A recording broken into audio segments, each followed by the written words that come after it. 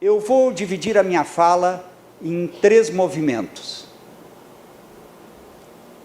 No primeiro movimento, eu vou fazer uma homenagem muito especial e eu estou denominando esse primeiro movimento de uma protofonia.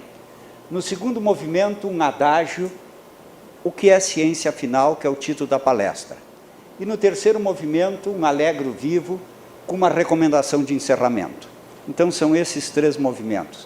Eu quero dizer para vocês que eu fiz alguns cortes, sabendo que a palestra seria de encerramento, não vou me prolongar muito, mesmo tendo 3 movimentos, podem ficar tranquilos. Bom, primeiro movimento. Eu não sei quantos de vocês sabem, nós estamos nesse ano, no ano Alan Turing. Muito provavelmente Alan Turing é desconhecido para muitos de vocês. Quem foi Alan Turing? Alan Mason Turing nasceu em Londres e morreu em Londres, nasceu em 23 de junho de 1912, por isso esse ano é o ano Alan Turing, faz 100 anos do seu nascimento, e faleceu em 1954. Primeira coisa, nada singular, que vocês estão vendo, que ele não chegou a completar 42 anos. Morreu uns dias antes de fazer 42 anos, portanto, muito jovem. Um matemático inglês, filho de um oficial, cedo interessou-se pela ciência. E o seu trabalho mais importante foi na decifração de códigos de máquinas de guerra. Vocês se dão conta que ele viveu grande parte da sua pequena vida durante e depois da Segunda Guerra Mundial. A Segunda Guerra Mundial começou em 39, terminou em 45, e ele decifrou as máquinas dos aviões e dos submarinos nazistas que estavam bombardeando Londres. Londres teria sido destruída não fosse o seu trabalho de decifração de máquinas de guerra. E uma coisa bastante interessante também, se vocês olharem, ele somente em 1975, portanto, 21 anos depois da sua morte, o que também tem uma coisa errada aí, parece, ele veio ser considerado o pai da informática. Ele é considerado um dos inventores dos computadores e pai da informática. Mas vejam quanto foi tardio esse reconhecimento. Desta estátua que tem em Manchester, eu quero chamar a atenção a 2 coisas. Vocês estão vendo que tem uma maçã aqui na mão direita dele, não sei se conseguem enxergar, e tem ao pé da estátua uma placa. Eu vou falar tanto da maçã quanto da placa um pouco adiante. Bom, vamos tirar o mistério de por que ele não foi reconhecido e foi reconhecido tão tardiamente, por que ele morreu tão cedo. Tendo assumido a sua homossexualidade no início dos anos 50, foi humilhado em público e impedido de acompanhar seus estudos sobre computadores. Julgado de portador de vícios impróprios, foi condenado a terapias para a sua cura à base de estrógenos, terapia essa que lhe fizeram crescer seios. Ele ficou muito deprimido com isso e terminou morrendo após ter comido uma maçã envenenada com cianeto de potássio. A sua morte, oficialmente, é considerada um suicídio. Essa maçã que ele aparece ali na estátua e que eu disse que ele morreu comendo, o Steve Jobs foi perguntado se o símbolo da Apple era em homenagem à maçã, e o Steve Jobs respondeu que lamentavelmente não era, mas ele gostaria que fosse. Ele não conhecia logo em seguida e dizia que realmente ele merecia ser homenageado. Então, esse é Alan Turing.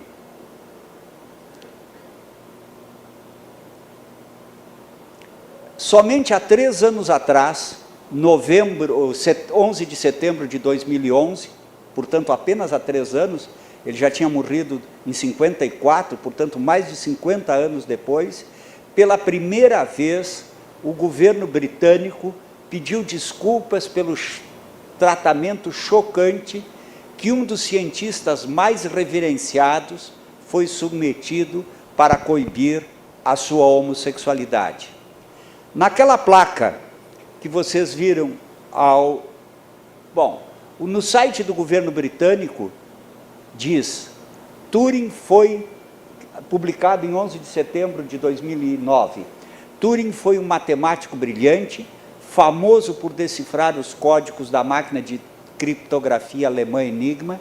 Não é exagero dizer que, sem a sua notável contribuição, a história da Segunda Guerra poderia ter sido bem outra.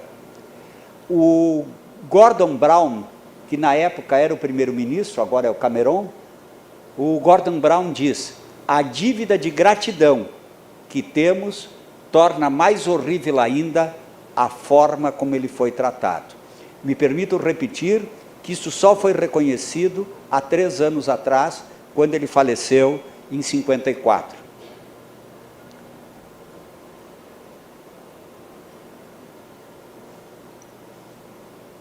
Aquela placa que vocês viram aos pés dele na estátua, diz: Alan Matson Turing, 1912-54, pai da ciência da computação, matemático, lógico, decifrador de códigos de guerra, vítima de preconceitos. E é sobre essa última característica que está na placa que eu elegi ter trazido aqui e agora essa homenagem para Turing. Vítima de preconceitos. Eu acho que nós, que estamos envolvidos em educação, estamos envolvidos com ciência, antes de mais nada e acima de tudo, nós temos que lutar de todas as maneiras contra todos os preconceitos. Seja preconceito a respeito da opção sexual, preconceito de raça, preconceito de cor, preconceito de pobre, rico e outras coisas mais. Então, essa minha trazida...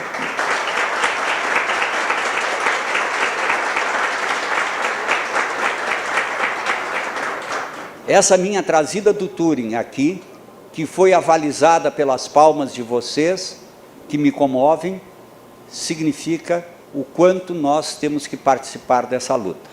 Muito obrigado pelas palmas para o Turing. Bom, vamos ao segundo movimento. O segundo movimento, que eu chamei um adágio, eu vou, primeiro, olhar a ciência, ter na ciência como uns óculos para olhar o mundo. Essa é a minha primeira dimensão da fala.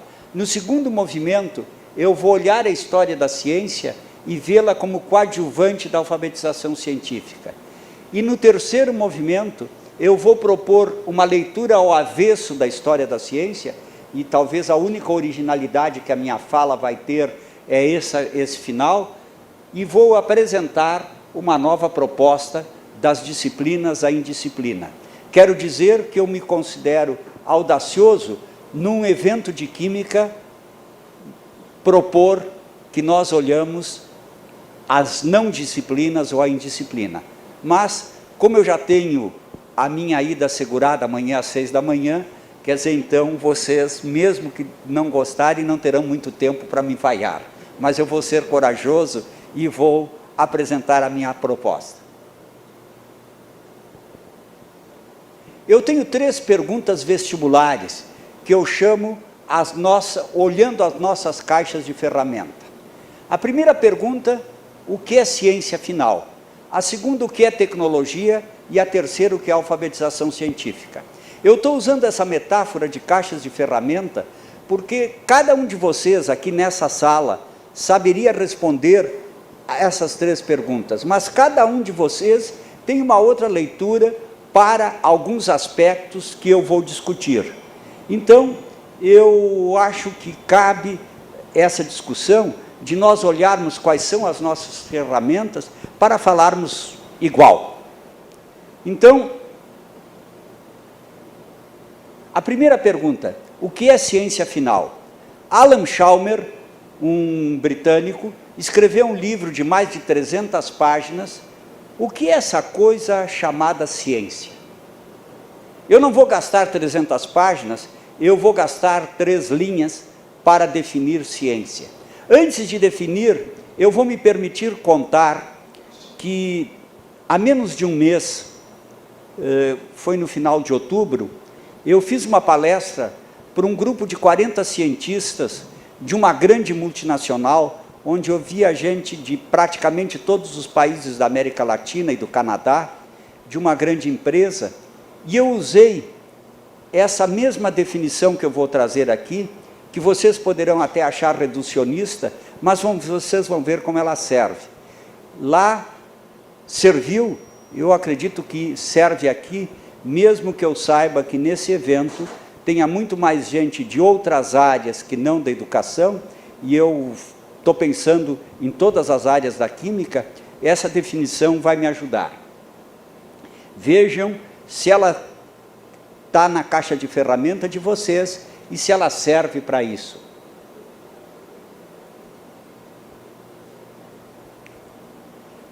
Olhem aqui, a ciência pode ser considerada como uma linguagem. Primeira coisa importante, a ciência eu estou considerando uma linguagem. É uma linguagem como o português é uma linguagem, como música é uma linguagem, como Libras é uma linguagem. Mais um detalhe, é uma linguagem construída pelos homens e pelas mulheres. Não foi dada por nenhum ser superior. Não só os gênios constroem a ciência. A ciência não é uma produção do Einstein, do Newton, ou do Rutherford, ou da Maria Curie. Não. A ciência é uma construção continuada dos homens e das mulheres. Todos nós aqui nessa sala fazemos ciência e contribuímos para o crescimento da ciência. Essa linguagem construída pelos homens e pelas mulheres tem uma finalidade: explicar o mundo natural. É com a ciência que eu sei explicar por que o leite derrama quando ferve e por que a água não derrama.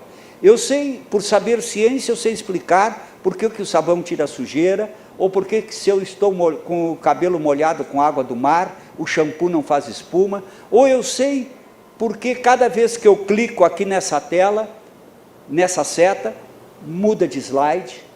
A ciência me explica isso. Eu sei por que se eu vou num controlador ali e apago a luz, por que a luz apaga. Eu sei por que agora é noite e amanhã de manhã vai ser dia de novo. Sei por que uma série de coisas eu sei explicar pela linguagem da ciência. Essa é uma opção de eu ler o mundo. Eu entendo o mundo, eu leio o mundo com os óculos da ciência. Não só, eu vou usar outros óculos. Mas eu acrescentaria ainda que a ciência não trata do mundo sobrenatural. Eu ainda dizia no minicurso ontem que a ciência não diz se o amor que eu tenho pelo meu companheiro ou pela minha companheira é 4,8 ou 7,3. Isso não é campo da ciência. A ciência não se preocupa com as coisas da alma, mesmo que essa semana tenha sido anunciado que os cientistas estão procurando a alma no cérebro, o que eu não acredito que vão encontrá-la, mas talvez encontrem. Mas a ciência, por enquanto, não é campo da ciência. Então, a ciência, uma linguagem construída pelos homens e pelas mulheres para explicar o nosso mundo natural. Agora, eu botei um asterisco ali em mulheres e remeti, a ciência é masculina, e aqui está a capa de um dos meus livros que a professora Joelma anunciou, e aqui tem É Sim Senhora. Nesse livro de 100 e tantas páginas, eu examino o nosso DNA grego, o nosso DNA judaico e o nosso DNA cristão, e eu estou usando o DNA aqui no sentido metafórico, poderia usá-lo também no sentido biológico, porque eu acho que não tem ninguém aqui nessa sala que seja de uma raça muito pura, porque aqui cada um de vocês tem 2 pais, 4 avós, 16 bisavós, 256 pentavós e 256 vezes 256 ex-avós, quer dizer, tem muita mistura aí, não tem puro ninguém, mas vamos admitir que eu use metaforicamente o DNA grego, o DNA judaico e o DNA cristão, e depois de examinar isso, eu concluo gloriosamente que nós não somos assim por acaso. Para que vocês não pensem que é um livro machista, eu vou dizer-lhes a dedicatória que tem no livro. O livro é dedicado para Maria Antônia e para Maria Clara, minhas netas, que serão mulheres dos novos tempos, e para a Gelsa, minha companheira, cujo fazer acadêmico ajuda a chegada dos novos tempos. Então vocês podem ver que ninguém dedicaria um livro para 3 mulheres que quer bem, sendo machista. Ao contrário, o livro é feminista. Eu estaria seduzido a falar mais sobre o livro, mas, lamentavelmente, ou vocês vão me ouvir falar quarta-feira em Campina Grande sobre esse livro, ou vocês me convidam para vir num próximo evento aqui nessa universidade, que foi tão bom, está sendo tão bom estar aqui. Mas, por agora, eu vou ficar só na sedução e dizer que eu discuto bastante mais do que isso. Eu examino os prêmios nobres otorgados a mulheres, que são 2,8% na área de ciência, e examino outras coisas mais e concluo isso. Bom, vamos um pouco adiante. O que é tecnologia? Antes de dizer-lhes o que é tecnologia, eu vou dizer que o filósofo brasileiro Álvaro Vieira Pinto escreveu um livro que se chama O Conceito de Tecnologia. O primeiro volume tem 532 páginas e o segundo volume 796. 1.300 páginas para dizer o conceito de tecnologia. Generosamente eu reduzo todo o conceito de tecnologia a isso aqui, lembrando que vem do grego tekne, ofício, e logia, estudo. É o termo que envolve o conhecimento técnico e científico e as ferramentas, processos e materiais criados e utilizados a partir desse conhecimento. Assim, uma colher é um artefato tecnológico. Por quê? Porque houve um conhecimento que a mão em concavidade permite nós colher água, colher areia, colher outras coisas mais. Quer dizer, um ancestral nosso cavou ali para fazer num osso ou numa madeira uma concavidade, depois fez uma colher, etc. Como também é um artefato tecnológico esse microfone, é um artefato tecnológico esse copo, é um artefato tecnológico uma estação espacial, uma nave espacial, um avião, tudo são artefatos tecnológicos. Então, eu não vou entrar na discussão que muita gente faz, o que é mais importante, a ciência ou a tecnologia? Para mim, essa discussão é quase bizantina, porque é com a ciência que a tecnologia cresce e com a tecnologia a ciência cresce. Eu poderia lhes dar vários exemplos. Eu estou me lembrando que Galileu Galilei importou lentes de microscópio dos holandeses no século XVII. Com ela ele fez telescópios. Com os telescópios ele pôde olhar o movimento da Terra e dizer que a Terra tem movimento e o Sol está fixo. Quer dizer, Copérnico não tinha ainda telescópio no 16. No 17, Galileu, tendo o telescópio, consegue aperfeiçoar a ciência copernicana. Quer dizer, então, e a ciência copernicana vai crescer com a tecnologia, e a tecnologia vai fazer crescer, cresce por causa da ciência. Quer dizer, é uma discussão que não serve. Aliás, esse exemplo me ocorre lembrar para vocês que também foi o Galileu Galilei que usou um artefato tecnológico, o telescópio que ele construiu, para vender telescópio para os mercadores de Veneza. E vocês querão perguntar por que os mercadores de Veneza iam querer telescópios? Para fazer exploração na bolsa. Lá vem um navio de batata, baixa o preço da batata. Não vem nenhum navio de cebola, sobe o preço de cebola. Quer dizer, então, a tecnologia construída com a ciência, ou a ciência com a tecnologia, ainda é usada comercialmente. Então, eu acho que respondi o que é tecnologia. Bom, o que é alfabetização científica? Eu tenho um livro sobre alfabetização científica, que tem mais de 400 páginas, mas eu também resumo aqui o seguinte. é saber ler a linguagem da ciência.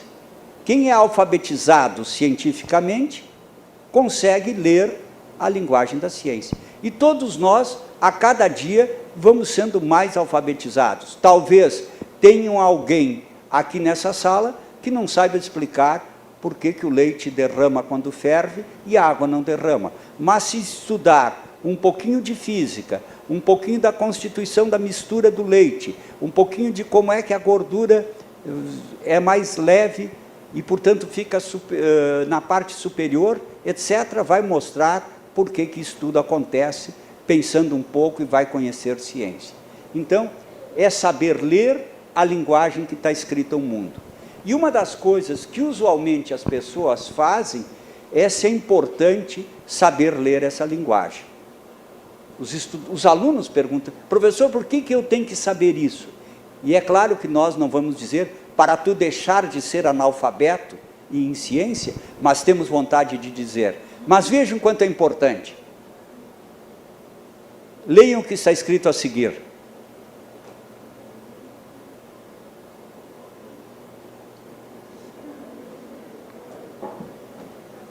Isso é um verbete que eu tirei da Wikipédia, no russo, o verbete ciência. Provavelmente ninguém aqui nessa sala, por não conhecer caracteres cirílicos, vai ler o que é ciência que está escrito aqui. Quer dizer, cada um de vocês e cada uma de vocês é um analfabeto em russo. E tem que aprender, se quiser estar lá, tem que saber alguém que traduz. Eu tive o privilégio de, no ano passado, visitar Moscou e São Petersburgo, e uma das coisas mais impactantes em Moscou são as estações do metrô. Stalin disse, os ricos já tiveram palácio que chega, agora vamos fazer palácio para o povo, e fez de cada estação do metrô um palácio. Já que vocês não podem ir a Moscou, ponham no Google estações do metrô e vocês vão ver. E eu fui lá e eu vi que eu não me adiantava nada olhar aquilo ali, porque eu não sabia ler nada do que estava ali. Aí eu tive que contratar uma pessoa para traduzir para mim, quer dizer, então assim nós somos, outros têm que traduzir às vezes a ciência para nós. Bom, eu queria dizer que não, a ciência não é o único óculo para nós olharmos o mundo. Nós podemos olhar o mundo com vários óculos. Eu vou listar 6 para vocês. Nós podemos olhar o mundo com os óculos da religião, dos mitos, dos saberes populares, ou dos saberes primeiros, do senso comum, do pensamento mágico, ou ainda, eu acho que eu disse todos, bom, da ciência também, da ciência. Então podemos olhar o mundo com esses 6 e outros óculos. Eu quero dizer que sobre cada um desses óculos, eu poderia falar o resto da noite só sobre esses óculos. Não vou falar, porque nós não temos tempo, mas eu vou destacar rapidamente algumas coisas. Talvez o mais complicado para muitos de vocês é o senso comum. A gente tem dificuldade às vezes. Primeiro, tem um substantivo e um adjetivo que são mal usados em português. O substantivo senso, com S, não com C, porque com C é do recenseamento, com S é conhecimento. Senso com S é conhecimento. E comum também não é, de que tu veio? Eu vim de ônibus leito, eu vim de ônibus comum. Comum não é menos. Comum é aquele que é de todos. Então é um conhecimento que é de todos. Por exemplo, aqueles conhecimentos que nós temos, que necessariamente não passaram pela validação da academia, podem ter passado e ser senso comum, mas talvez o conhecimento que todos vocês usam do senso comum é o movimento aparente do Sol. Se eu perguntar para vocês onde é que está o Sol agora, vocês vão me dizer que o Sol está lá no Japão. Eu não sei onde é que nasce, amanhã de manhã, vamos dizer que nasce, é aqui? Lá, tá. Então amanhã de manhã ele vai nascer lá, ao meio-dia ele vai estar aqui em cima, no final da tarde ele vai se pôr, etc, etc. Todos vocês sabem que isso não existe, mas nós usamos isso como um senso comum e aceitamos, e até, vou dizer depois, podemos trabalhar com ele. Uma outra coisa que talvez vocês não tem menos uso, é o pensamento mágico. Todos nós, vez ou outra, usamos o pensamento mágico. O melhor exemplo que eu dou para pensamento mágico é torcer para um time de futebol. Acredito que todos vocês torçam por um determinado time de futebol. Agora, adianta essa torcida? Se vocês não vão ao estádio, adianta torcer? Vocês acham que adianta? É porque tem pensamento mágico. Quer dizer, se eu não botar lá na hora do jogo aquela camisa ou aquela cueca que eu sempre uso nas partidas decisivas, ou aquela roupa isso, ou aquela coisa aquilo, parece que eu estou torcendo para o meu time. Quer dizer, eu acho que só adianta a torcida se eu vou lá no estádio e grito pelo meu time, etc. Mas eu vou contar rapidamente uma historinha. Esses dias eu estava discutindo isso com os meus alunos na graduação, e um aluno disse: professor, eu tenho provas que adianta. E eu fiquei curioso pela prova que adianta. Ele disse: quando o Grêmio joga, eu ponho uma camiseta do Grêmio cheia de nós em cima da televisão, e o Grêmio se atrapalha todo e o Grêmio perde. Quer dizer, então, esse é o pensamento mágico dele. E aí, dias depois, o Grêmio venceu um Grenal, e eu cheguei na aula e disse: cara, me lembrei muito de ti domingo. Por quê, professor? Pensamento mágico, não funcionou. Disse: professor, não é que funcionou, funcionou mesmo. Eu digo: mas como o Grêmio ganhou? Eu me esqueci de botar a camiseta. Então, realmente, ele acredita no pensamento mágico. Mas torcer, eu acho que é pensar. Ler horóscopo, a meu juízo, é pensamento mágico. A meu juízo é pensamento mágico. Eu quero dizer que em 1999, eu tive um câncer e alguém diz: babosa cura câncer. E eu tomava a babosa, e naquela mistura com cachaça e mel, e eu enxergava a babosa sendo sequestrada pelas garras do caranguejo. O câncer é o caranguejo, e eu enxergava o caranguejo morrer quando ele comia a babosa. Então, só que eu fiz também uma cirurgia radical, e provavelmente eu tenha ficado bom por causa da cirurgia e não por causa da babosa. Eu não estou dizendo que babosa não cura câncer, mas tinha muito no meu imaginário pensamento mágico. Bom, gente, a respeito desses 6 mentefatos, eu vou fazer uma nota de rodapé aqui e lembrar-lhes o que é mentefato. Provavelmente nem todos sabem, e eu vou contribuir agora não para a alfabetização científica, mas para a alfabetização em língua materna de vocês. Eu falei já em artefatos hoje. Eu disse que esse copo é um artefato, esse microfone é um artefato. Agora, se eu dissesse para vocês o seguinte: todos agora pensem num copo. Eu não estou dando as características desse copo, mas esse copo que vocês estão pensando existe na cabeça, na mente de cada um de vocês. Então, esse copo não é um artefato, ele só existe na mente de vocês, ele é um mentefato. Então, mentefatos são construções mentais, com as quais nós podemos operar. Por exemplo, se eu falo numa elipse, ou peço para vocês transformar uma circunferência em uma elipse, mentalmente vocês fazem isso. Então, isso é um mentefato. Destes 6 mentefatos, porque ciência não existe a não ser no nosso imaginário, não existe um ente chamado ciência, não existe um artefato chamado ciência, como religião, pensamento. Destes 6 mentefatos, eu vou dizer 2 coisas. Primeiro, eu não tenho autoridade de dizer qual desses mentefatos é melhor.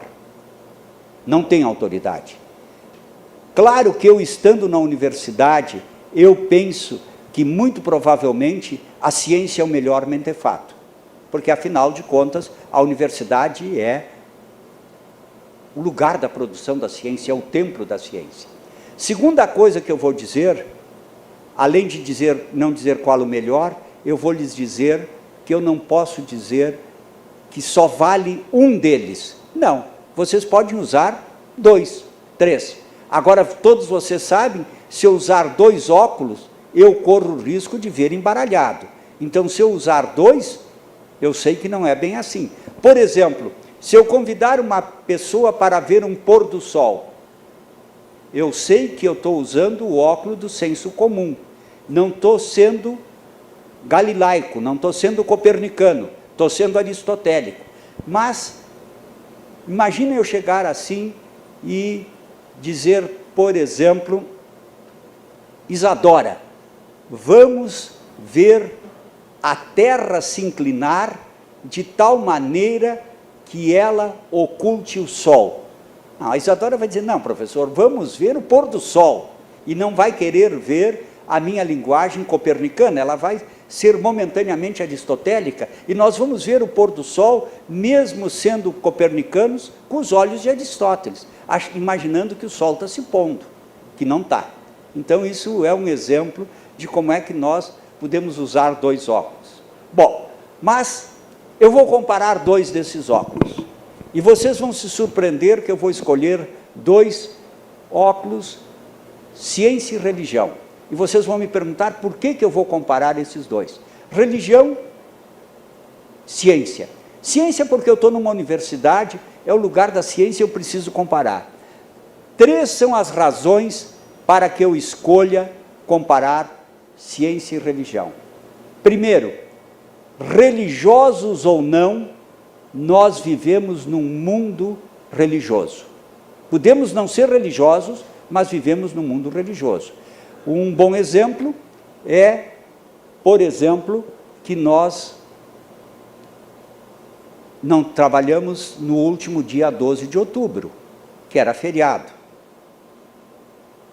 Não é porque era dia da criança, não era porque era descoberta da América, mas porque era Nossa Senhora Aparecida, e a religião hegemônica no Brasil escolheu que essa data era feriado. Religiosos ou não, nós vivemos esse feriado, até gostamos mesmo que nem sabemos bem direito quem foi, por que é, etc, etc. Ou eu soube que esse ano, aqui em Amargosa, vocês pela primeira vez fizeram feriado no dia 18 de junho. E vocês até acharam que era por causa do dia do químico, mas não é por causa do dia do químico, é porque é o dia do evangélico, e a Câmara, a bancada dos vereadores evangélicos conseguiu que em Amargosa fosse feriado no dia 18 de junho. Outras cidades fizeram feriado, em alguns lugares do Brasil, dia 31 de outubro, agora recentemente, porque era o dia da Reforma Protestante, e assim por diante. Aliás, por que nós não temos aula em domingo? Aliás, estamos hoje pecando contra a guarda do domingo, porque não devíamos trabalhar no domingo.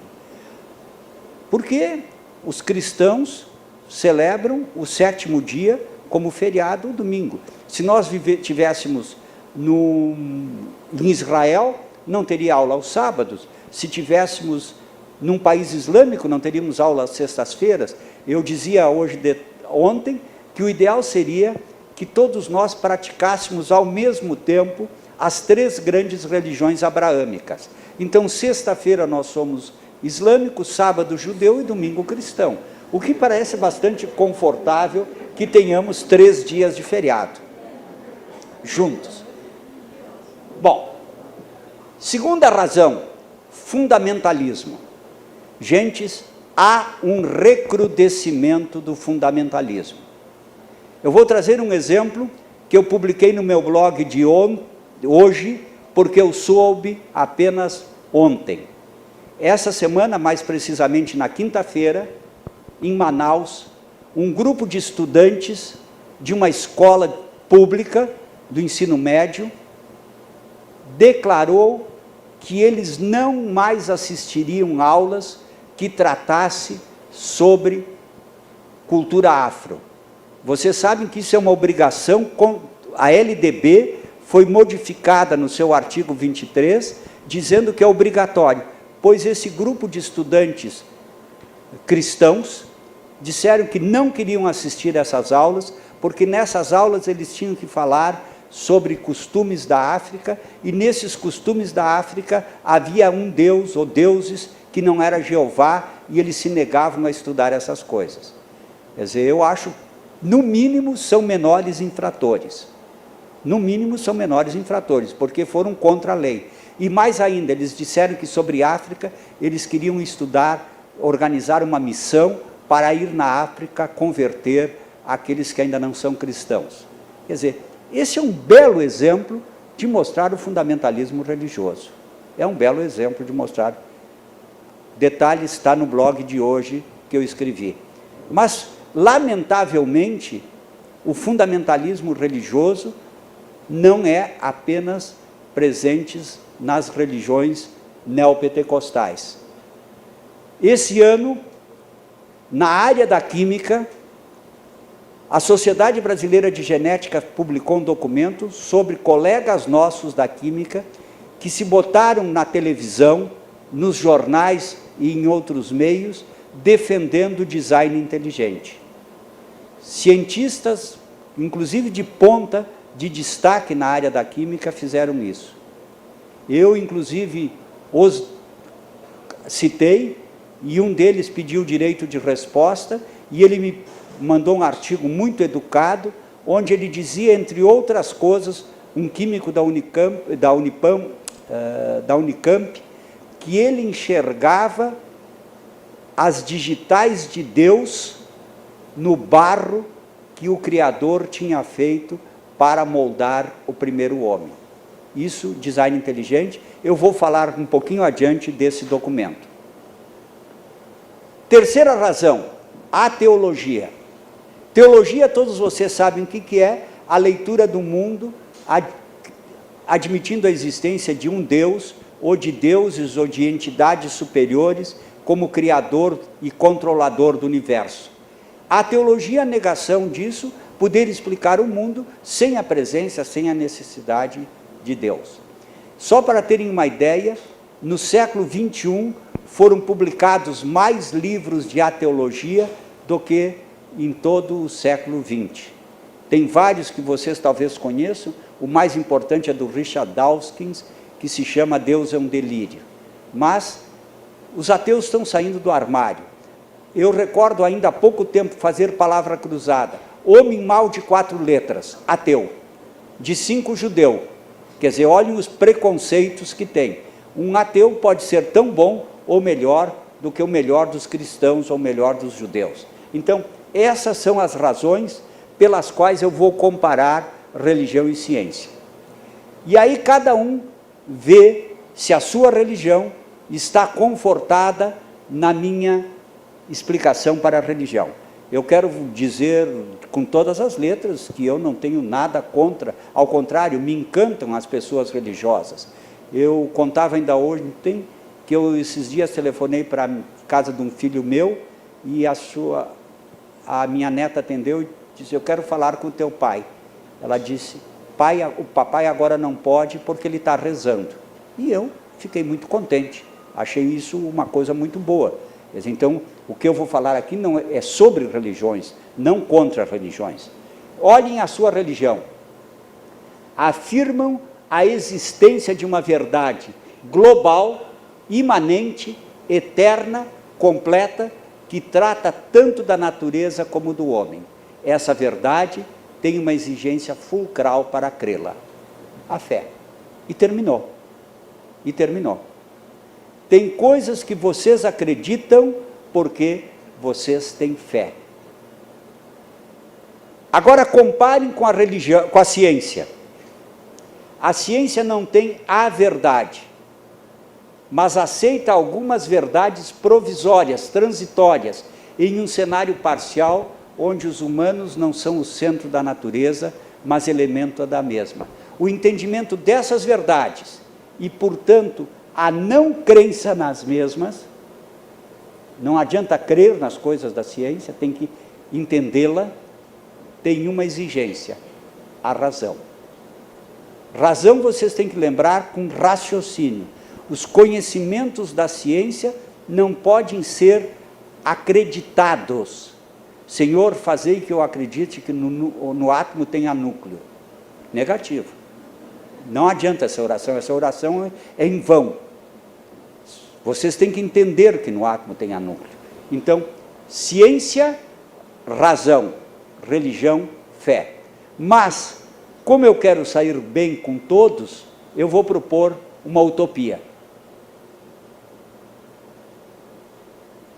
Não vou prognosticar um choque entre o racionalismo científico e a autoridade da fé. Ao contrário, todos vocês aqui nessa sala, muito provavelmente, hão de concordar comigo que a ciência está reservado o papel de explicar e transformar o mundo. Olhem se isso não é fácil de entender. A ciência explica e transforma o mundo. E as religiões? Poderia ser proposto, e eu chamei de utopia, e você sabe que utopia é um sonho, e nós temos direito de sonhar, poderia ser proposto que as religiões estaria garantido que essas transformações fossem para melhor. Vocês poderiam me perguntar, por que não a ética na ciência? É claro que tem ética na ciência, mas a ética na ciência é complicada. Eu vou dar um exemplo apenas, e vocês poderão alinhavar mais uma dezena. Eu fiz no Rio Grande do Sul, me aliei no Rio Grande do Sul, a uma campanha contra o reflorestamento da metade sul do Rio Grande do Sul com eucaliptos. Eu escrevi artigos, eu fiz blogs, eu fiz um monte de coisas, eu e muita outra gente. E um dia, em 2 universidades, eu discutia isso e dizia o seguinte: o eucalipto é uma árvore predadora, o eucalipto, nem uma espécie de pássaro senta num mato de eucalipto, aliás, não é floresta porque é uma coisa só, embaixo de onde cresce eucalipto não cresce mais nenhuma outra espécie. Depois que arrancam os eucaliptos, sopra quase que um deserto de troncos, etc, etc.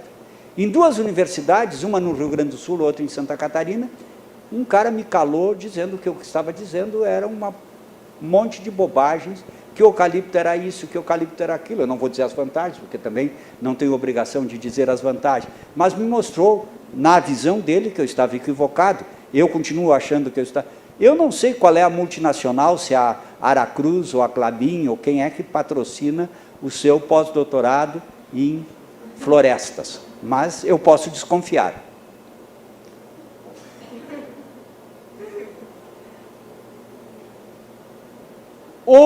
Há um aparente triunfo da ciência. Homens e mulheres com a ciência têm resolvido problemas significativos, especialmente de trabalho físico. Talvez essa seja a maior contribuição da ciência. A diminuição do trabalho físico. Quem não acredita nisso, compara trazer uma mala com rodinhas e sem rodinhas, e vocês já vão ver um bom exemplo de diminuição. O aumento da longevidade, com novas drogas, com novos alimentos. Hoje, muitos de nós, uns mais, outros menos, se transformam em ciborgues.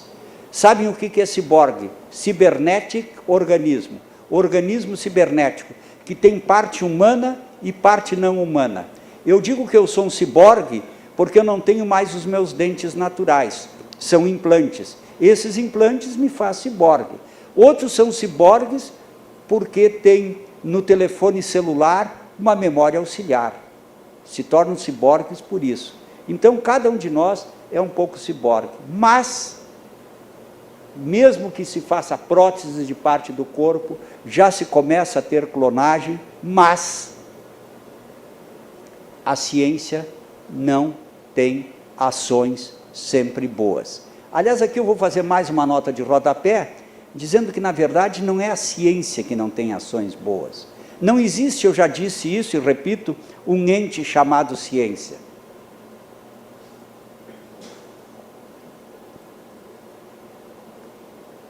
Eu pergunto para vocês, uma faca é uma coisa boa ou uma coisa má?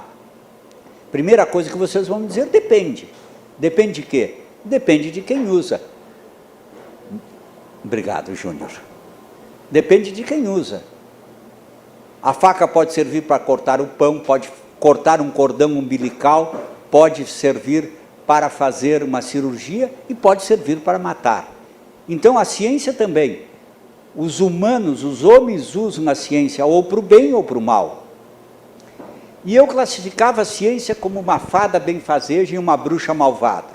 Abandonei essa história de bruxa, porque eu aprendi, principalmente no período que eu fiz pós-doutorado na Complutense de Madrid, que as bruxas são invenção dos homens. Toda vez que uma mulher se destacava, ou em meteorologia, ou em partos, ou em genética de plantas, ou qualquer outra coisa a mais, os homens ficavam com inveja e diziam: é uma bruxa. E sendo uma bruxa, ela está mancomunada com o demônio, tem que eliminar as bruxas.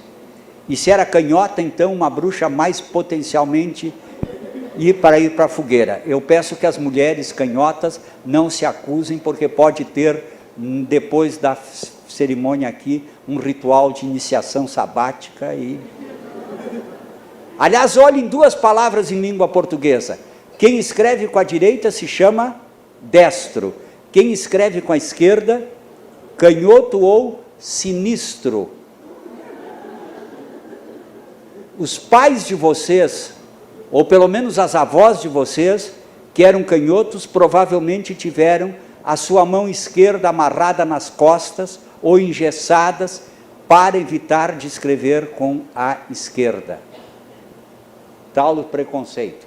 Então, depois eu passei a chamar, para não chamar mais de bruxa, uma fada benfazeja ou um ogro maligno. Mas sempre ficava nessa dicotomia. Agora eu acompanho aqueles que dizem que a ciência se parece um golem ou um goylem, que é aquele ser da mitologia judaica que tem os pés de barro. A ciência não sabe a força que tem. Olhem um exemplo de ciência golem. Quem fez isso aí, provavelmente, conhecia mais ciência de tecnologia balística, de aeronáutica, que todos nós juntos aqui nessa sala. Quer dizer, a ciência fez isso aí, isso é obra da ciência.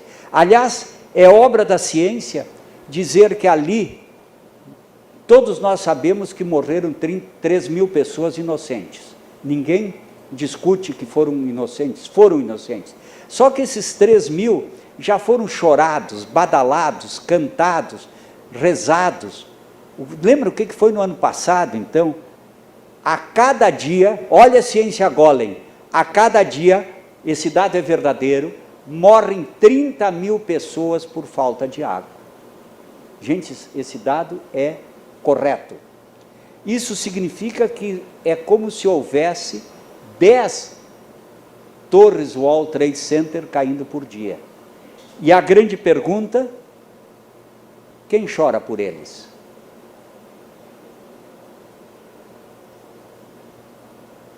Bom, eu não vou discutir isso aqui agora, não se assustem, mas mostrar uma série de revoluções que houve na história da humanidade no campo da ciência. Vocês têm no 16 e 17 a Revolução Copernicana, a nossa passagem do geocentrismo para o heliocentrismo.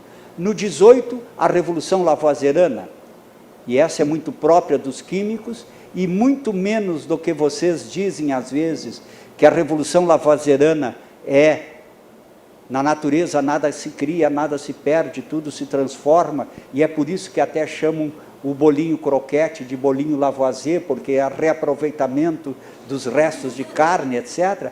Isso não é importante. O importante foi Lavoisier mostrar que o flogisto não existe e mostrar que a combustão é uma explicação também para a respiração. Depois tem a revolução mais dramática, que é o criacionismo e o evolucionismo, revolução darwiniana, e depois, no 20, nós temos a revolução freudiana, consciente para inconsciente. Eu quero dizer que cada um destas 4 revoluções, nós podíamos ficar pelo menos 2 semanas discutindo isso. No meu livro Ciência através dos Tempos, cada uma delas é um capítulo. E, por fim, aquela que eu quero vir falar para vocês nesse evento, uma revolução que é a do século XXI, da disciplina para a indisciplina. Eu quero chamar a atenção a duas coisas que estão aí nesse quadro. A primeira, que aqui está como aconteceu a disciplinarização. O nascimento da física no século XVIII, XVII e XVIII, XVI e XVII, o nascimento da química no XVIII, o nascimento da biologia no XIX e o nascimento das ciências psi no XX. Quer dizer, há um crescendo, há uma passagem de uma para outra. Então, assim se deu a disciplinarização. Eu vou propor uma leitura ao avesso. Nós irmos do 21 e chegar no 16, voltando a colocar esses conhecimentos juntos. Eu sei que isto é quase que uma heresia para alguns que ouvem, mas eu vou propor. E a segunda coisa desse quadro que eu digo aqui para vocês, é que as três primeiras têm seta simples, isso é muito ao gosto dos químicos, e as duas últimas têm dupla seta. Aqui, ó, deixa de existir o geocentrismo para ter o heliocentrismo. Aqui não existe mais flogisto para ter a combustão. Aqui, sonhadoramente, não existe mais criacionismo e existe evolucionismo. Agora, quando Freud propõe o inconsciente, continua existindo o consciente. E não se assustem também, eu não vou terminar com a disciplina, mas eu vou propor simultaneamente a existência da indisciplina. E aí, eu vou convidá-los, para entender isso, para dar uma olhada no nosso século. Todos vocês são homens e mulheres do século XX. Eu sei que para alguns isso causa um certo desconforto, ser chamado, essas meninas jovens principalmente, de mulheres do século passado, isso é menos bom. Mas nessa sala, salvo que eu não esteja vendo bem, todos são do século XX, do século passado. E eu queria olhar o nosso século em dois momentos. E vou convidar dois químicos, já que nós estamos num evento de química, a olhar a virada do 19 para o 20 e a virada do 20 para o 21.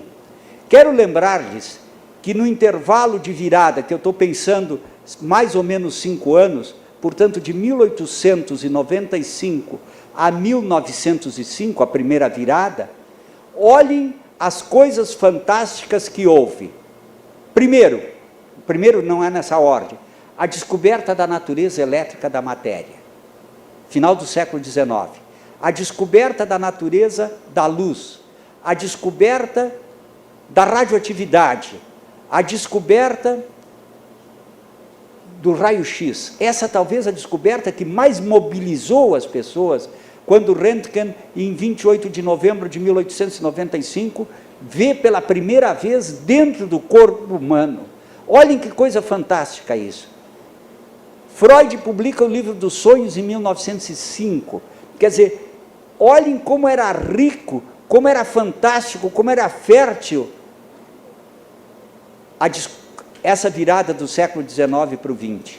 Chegou-se a propor o fechamento, não se aceitava mais no Bureau de Descobertas em Paris, novas descobertas, porque tudo já estava pronto.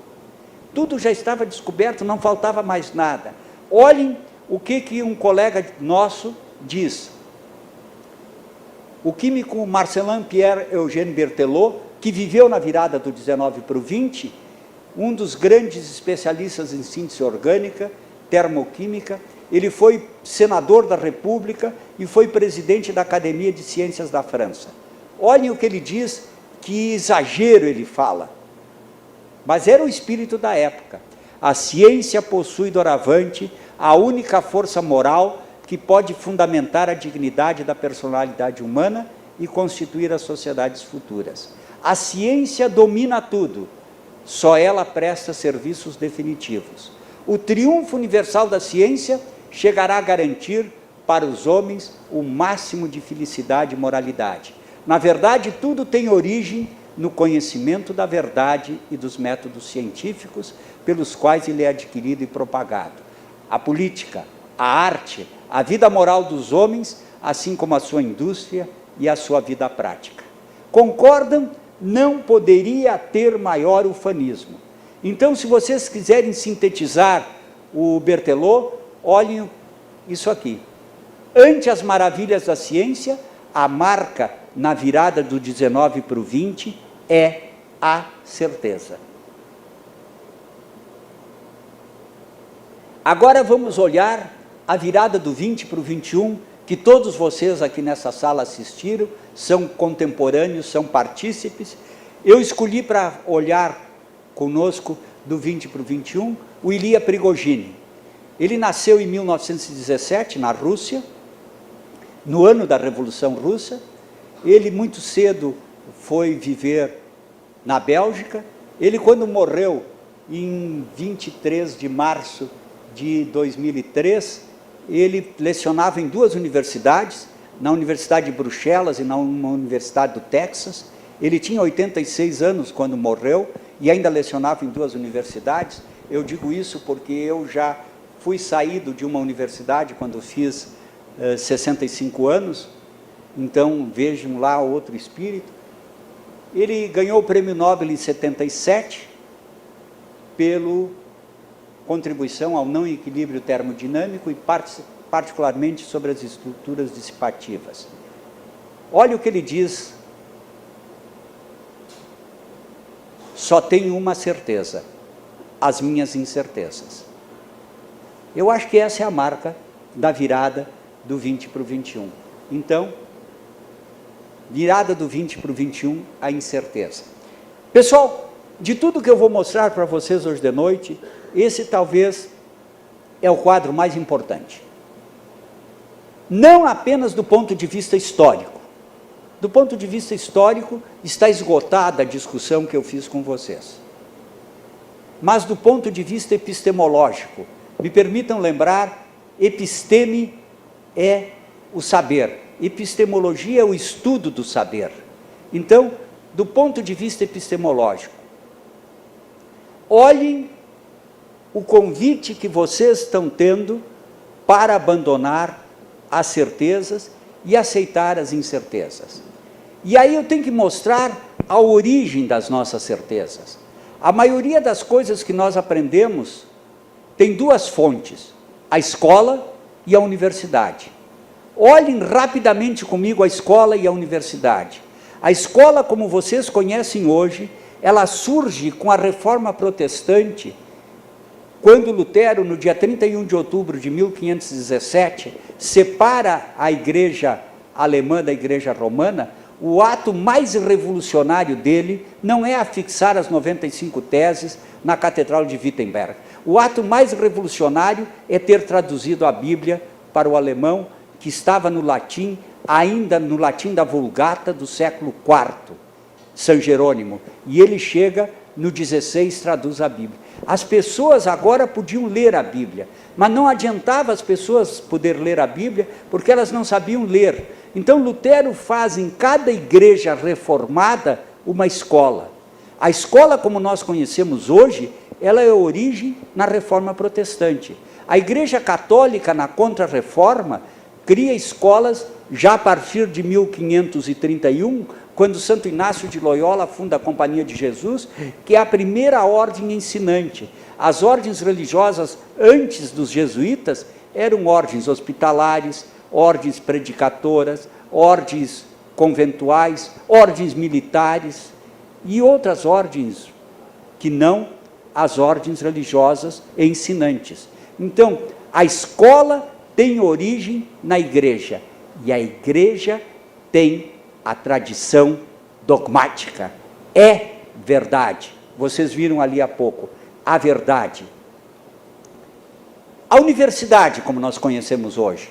A universidade, como nós conhecemos hoje, e aqui vão ter talvez alguns uma pequena surpresa, é do século XII. E vocês vão me perguntar como é que tinha universidade no século XII se não tinha escola ainda. A universidade do XII ao XV, ao XVI, era apenas para as elites que sabiam ler e escrever. E essas não precisavam ir à escola para aprender a ler e escrever. Era o clero, eram os nobres que aprendiam com preceptores em casa, etc. Não tinha escola.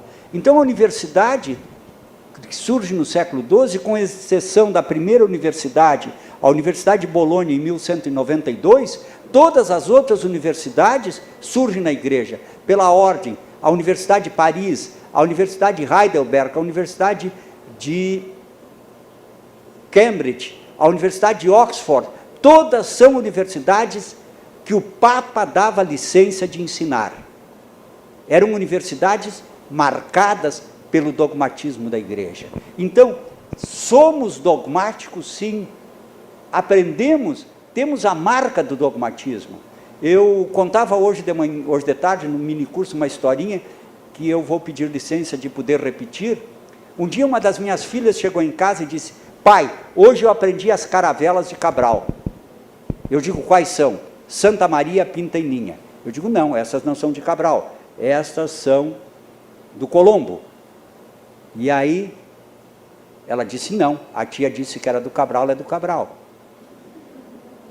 Aí nós fomos à enciclopédia, não tinha a Google ainda, e para orgulho dos conhecimentos de história do seu pai, lá estavam que eram do Colombo.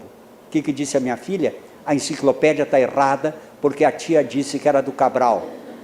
Quer dizer, este é o exemplo do dogmatismo da escola. Por isso que eu peço que vocês aceitem em vocês ainda os ranços do dogmatismo, mas vejam que ele tem uma razão e aceitem o convite para olhar a incerteza, pensando que a ciência é uma aventura que cresce com seus próprios erros.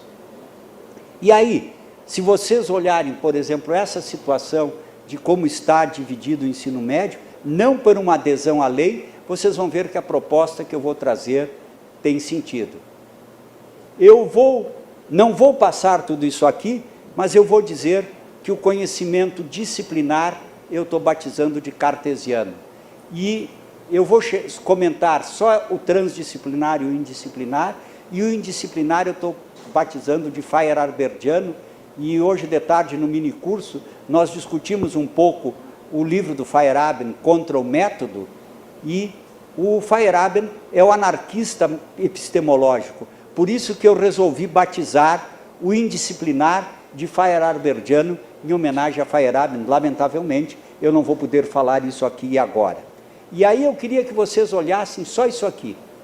A necessidade epistemológica, isso aqui não é uma invenção minha, isso tem uma necessidade epistemológica de nós rompermos os muros da disciplinarização. Deixarmos de sermos sujeitos disciplinares e envolvermos em propostas transdisciplinares. E aqui eu tenho que dizer duas coisas para vocês. Primeiro, entender a disciplinarização como um processo histórico, necessário para a construção do conhecimento. Não estou sendo contra, mas eu quero mostrar como é que mostrei naquele quadro das diferentes reformas, como é que se deu origem a essa disciplinarização. E aí eu teria uma excelente discussão para fazer entre o generalista e o especialista. O generalista e o especialista, essa seria uma discussão. Eu sei, todos vocês aqui nessa sala sabem, que o conhecimento cresce com os especialistas. Mas nós, a nível de graduação, nós não estamos formando especialistas, nós temos que formar generalistas. A nível do ensino fundamental e a nível do ensino médio, mais ainda. E vejam um problema na nossa área, vamos pegar um exemplo.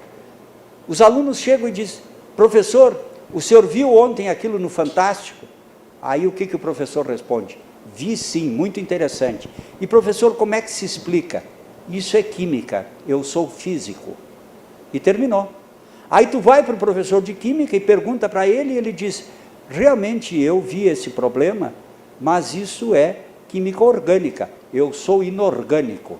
Ele nem é inorgânico. Aí tu pega o cara de química orgânica e diz, olha, realmente um problema muito interessante, só que isso é de compostos cíclicos, eu trabalho com acíclicos. Aí tu procura o cara que trabalha com compostos cíclicos, ele diz, olha, é interessante, só que isso é de anéis pentagonais, eu trabalho com anéis hexagonais. Aí tu procura o cara de anéis pentagonais, ele diz, olha, eu trabalho com anéis homocíclicos, isso aqui é um caso de heterocíclico. Aí tu procura o cara, e assim eu podia ficar o resto da noite mostrando que cada um entende apenas a cacaca da cacaquinha. Quando nós temos que ter a visão generalista.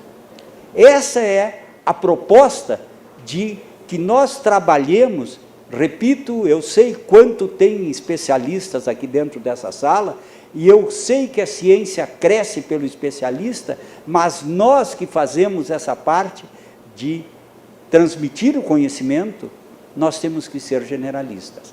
Vou sair da nossa área, porque na nossa área eu vou ser, talvez seja viciado o meu raciocínio. Vamos à medicina. Hoje, quando eu vou a um médico, qual é a primeira coisa que eu preciso saber para ir a um médico? Que doença eu tenho, para escolher o especialista. Não é verdade?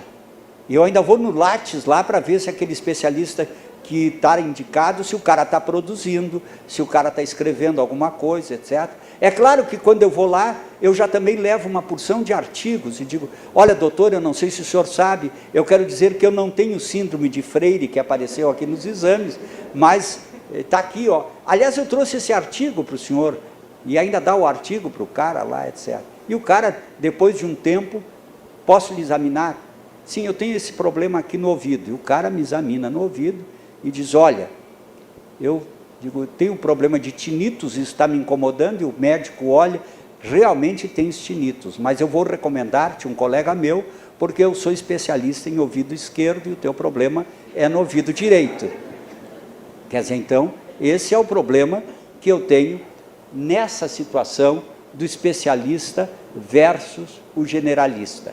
E aí, a proposta é transgredir fronteiras. E nessa transgressão de fronteiras, a proposta é a transdisciplinaridade. Mas eu quero ir um pouquinho além da transdisciplinaridade e propor a indisciplinaridade. Transdisciplinaridade, vocês já viram o que é. É romper as fronteiras, transgredir. E agora eu quero ir um pouco além e propor a indisciplinaridade. E eu vou, e com isso eu estou terminando, eu vou dar 3 sentidos para o meu yin. 3 sentidos. O primeiro é eu, enquanto químico, meter-me dentro das outras disciplinas. Eu, enquanto químico, o yin de meter-se dentro da física, dentro da biologia, dentro da matemática, da história, da geografia, da filosofia, é o quanto eu vou conseguir entrar dentro das outras disciplinas, não apenas numa integração equatorial, mas também polar, quer dizer, eu vou lá na área das ciências da natureza, vou na área das ciências humanas, dentro da sociologia, quer dizer, enquanto químico nessa posição. O segundo sentido do yin é trazer o conhecimento das outras disciplinas para dentro da minha. Quer dizer, eu vou trazer para a química os conhecimentos de física, de geografia, de filosofia, de história, de física, etc. Então, primeiro yin eu entro, segundo yin eu trago para dentro. E agora o terceiro e mais radical de todos é o yin no sentido de negação. O yin no sentido de negação. Eu vou negar a disciplina. E, para tanto, vocês precisam lembrar o que significa disciplina. Disciplina é, ou era, ainda é, o chicote, o azougue, o relho que as ordens religiosas usam para mortificarem-se, para serem sujeitos disciplinados. Quer dizer, eles se chicoteiam para quê? Para ter um corpo disciplinado e uma mente disciplinada. Isto é, se vocês forem ao dicionário, o sentido de disciplina é este, chicote, relho. Então nós queremos negar esse chicote. Eu recordo quando eu era aluno do curso ginasial de uma escola marista, a nota era 10 mais 5. 10 era para o conhecimento, 5 era para a ordem, para a disciplina. Se tu não borrava, se tu não fazia o caderno com orelhas ou outras coisas mais. Por exemplo, na margem esquerda tinha que escrever VJMJ, e não podia escrever adiantado. Cada vez que tu começava uma folha nova, VJMJ, Viva Jesus Maria José. Quer dizer, não podia, isso é a disciplina. Aliás, em toda a parte na escola, tinha uma placa, Deus me vê. Inclusive no banheiro. Vocês imaginam a placa, Deus me vê no banheiro. Aliás, qual é a versão pós-moderna da placa Deus me vê? Isso aí, sorria, você está sendo filmado. É para sorrir? Não. Cara, te cuida que nós estamos te cuidando também. Te comporta. Não é assim que dizem? Deus, não, sorria não. Sorria, está sendo filmado. Te comporta. Quer dizer, esta é a disciplinarização. Então, a proposta é que nós migremos da disciplina e pensemos cada vez mais como sujeitos indisciplinares. E como eu prometi, eu encerro por aí, trazendo então o meu terceiro e último movimento como encerramento. Eu vou fazer 2 leituras, sugestões de leitura, e vou fazer um alerta indignado e vou trazer uma interrogação, mas serei breve. Bom, eu comentei para vocês do manifesto da Sociedade Brasileira de Genética a respeito do design inteligente. Eu publiquei esse manifesto no meu blog no dia 28 de junho. Claro que vocês podem olhar na fonte da Sociedade Brasileira de Genética, mas se forem no meu blog, terão dezenas de comentários a favor e contra. Tu compões uma coisa que mexe nos brios, o blog tem uns 300 leitores por dia, mas tem muito poucos comentários. Hoje eu publiquei aquilo que eu contei para vocês, da escola lá da Amazônia, dos alunos crentes da Amazônia, tem pelo menos uma dezena de comentários hoje, já tem. Quer dizer, aqui tem vários a favor e contra. Gente, esse manifesto, aqueles que não conhecem, eu acho que vale a pena ler, principalmente o pessoal da área da química, daquilo que eu contei, de um colega nosso que está defendendo o design inteligente. Então, eu tenho trabalhado, inclusive na graduação, esse manifesto. É muito importante, é um texto que vale a pena ser lido, o manifesto da SBG, Sociedade Brasileira sobre Ciência e Criacionismo, particularmente sobre design inteligente.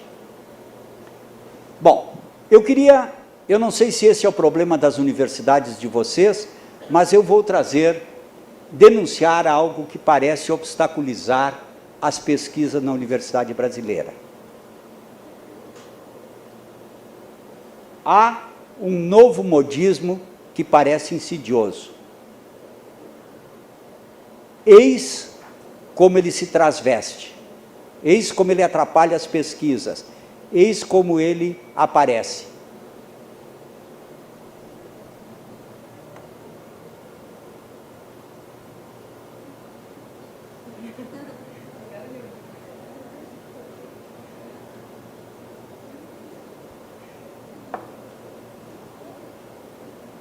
Gentes, eu estou me referindo aqui, eu não sei quanto nas universidades de vocês isso é problema. Eu já fiz essa denúncia desde junho em pelo menos 10 estados do Brasil. Eu, na reunião do Comitê de Ética, eu sou considerado o inimigo nacional do Comitê de Ética. Eu não sou contra a ética, eu estou sendo contra os que os comitês de éticas estão fazendo, principalmente na área das humanas, se metendo na metodologia. Eu vou dar 2 exemplos de arbitrariedades do Comitê de Ética. Uma aluna tinha que fazer observação em sala de aula, no seu trabalho de TCC. Ela não ia dar aula, ela ia observar uma escola, uma sala de aula que tinha 18 alunos. E agora, se tu for fazer observação, ou se tu for... Alguns comitês de ética estão exigindo uma coisa que se chama termo de consentimento livre e esclarecido. Eu não sei se alguém já... Ali tem gente que está sacudindo a cabeça. Esse termo de conhecimento livre e esclarecido tem que ser assinado por todas as pessoas, segundo alguns comitês de ética, que se envolvem com aquele trabalho. Eram 18 alunos e todos eram menores, então os pais têm que assinar. 17 pais assinaram, mas teve um pai, lá tem uma frase que diz: declaro que estou ciente que não receberei por essa pesquisa nenhuma contribuição financeira. E o pai disse: bom, se o aluno não vai receber, é que o pesquisador está recebendo dinheiro e não quer dar para os alunos, quer ficar para ele. Eu não vou assinar. E o que o comitê de ética disse? Não tem problema. Um não assina, tu vais começar toda uma pesquisa com outro grupo de alunos e com outro grupo de pais. Tu não pode ficar só com os 17, porque senão aquele 18º vai se sentir excluído. Então vejam, esse é um exemplo. E assim, eu não sei se alguém de vocês já teve que preencher a plataforma Brasil para a pesquisa. Tu concordas que é uma verdadeira gincana? Porque aquilo é uma coisa proibitiva de fazer, mas todos temos que fazer isso agora. Vou dar um outro exemplo de um comitê de ética comigo. Uma aluna minha fez um trabalho da relação de cadeirante e cadeira de roda. Ela entrevistou um cadeirante, como é que era a relação? E título do trabalho final: cadeirante mais cadeira de roda, um quase Ícaro querendo voar. Lindo o título. E esse quase estava entre parênteses. O comitê de ética disse: não pode ter parênteses no título. Eu digo: ora, que história é essa? O comitê de ética se mete onde não tem. Então, por isso, essa é a minha denúncia contra os comitês de ética. Eu escrevi um texto no dia 16 de julho de 2012, está no blog dessa data. Se alguém quiser saber um pouco sobre essas coisas, eu chamei assim: um quase vírus infectando a pesquisa. Claro que eu botei, vocês já entenderam por que eu botei o quase entre parênteses. Bom, eu encerro dizendo, particularmente aos estudantes, que talvez a frase que eu mais ouvi enquanto criança pequena era: menino, não seja curioso. Menina, não seja curiosa. Eu não sei se alguém de vocês ouviu na sua infância essa frase. Eu ouvi muito. E agora eu venho dizer: menina, seja curiosa. Menino, seja curioso. Gente, de nada, não tem requisito melhor para nós nos envolvermos no conhecimento do que ser curiosos. E aí, a pergunta que eu faço: como vamos fazer diferença a partir de amanhã, enquanto homens e mulheres que viemos a esse 5º encontro de Química na Bahia para a construção de um mundo melhor? Era isso. Muito obrigado.